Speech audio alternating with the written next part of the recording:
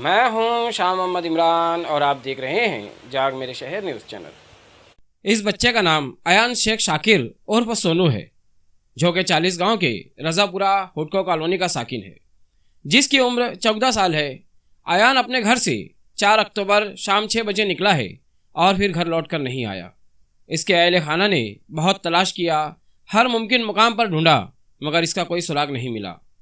उसके बाद पुलिस में भी मिसिंग कंप्लेंट दी गई, मगर अब तक इसकी कोई खबर नहीं मिली। इस सिलसिले में अहमद शेख ने हमसे मदद तलब की और ये वीडियो अपलोड करने की दरख्वास्त की। हम जाग मेरे शहर न्यूज़ टीम सभी व्यूवर्स से अपील करते हैं कि इस वीडियो को ज़्यादा से ज़्यादा शेयर करें, ताकि एक परिवार को उसका बच्चा मिल जाए, एक माँ को अपना बेटा और भाई बहन को उनका भाई मिल जाए।